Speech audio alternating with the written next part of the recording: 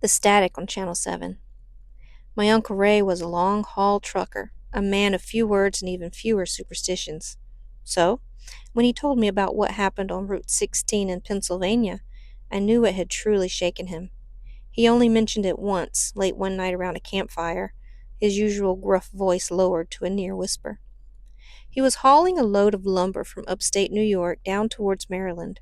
It was a clear, moonless night, the kind where the stars seemed close enough to touch. He'd been driving for hours, the monotonous hum of the engine and the white lines on the asphalt lulling him into a state of semi-hypnosis.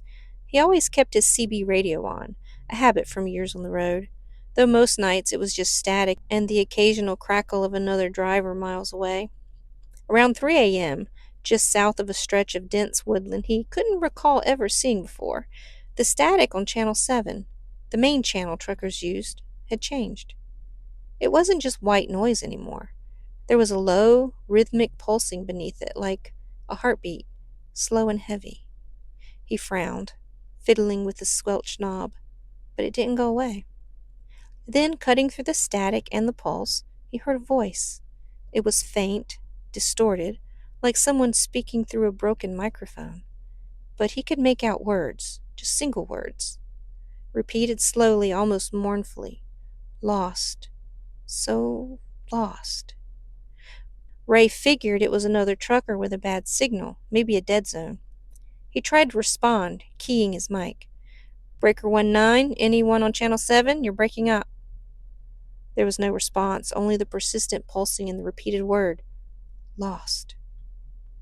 He scanned his mirrors, half expecting to see another semi struggling with reception, but the road behind him was empty, swallowed by the darkness. The woods on either side of the highway seemed to press in closer than they should, the shadows thick and impenetrable.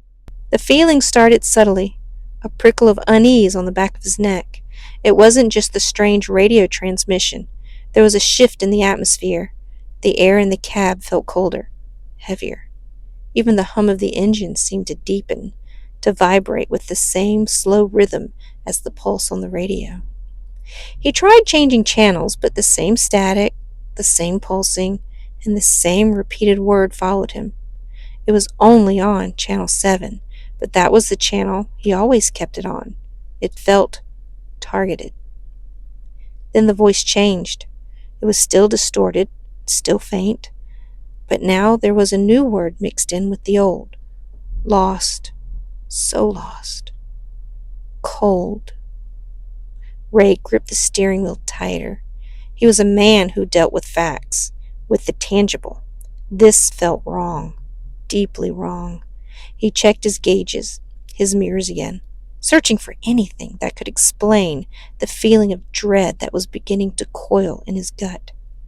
As he rounded a long curve, the headlights illuminated a figure standing on the shoulder of the road, just at the edge of the trees. It was tall and gaunt, its form indistinct in the darkness, but there was a stillness about it, an unnatural rigidity. It wasn't facing his truck. It was looking out into the black depths of the woods. Ray instinctively hit the brakes, his heart leaping into his throat. He squinted, trying to make out more details, but the figure seemed to waver, to almost flicker. And then, as quickly as it appeared, it was gone, swallowed by the shadows as if it had never been there at all.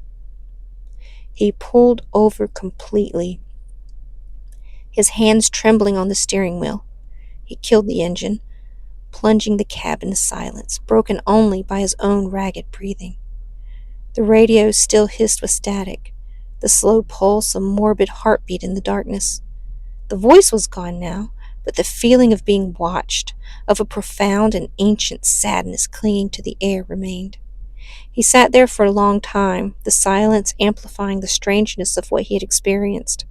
Finally, with a shudder, he started the engine again and pulled back onto the highway, his foot heavy on the accelerator. He didn't touch the CB radio for the rest of the night. He never drove that stretch of Route 16 again if he could help it.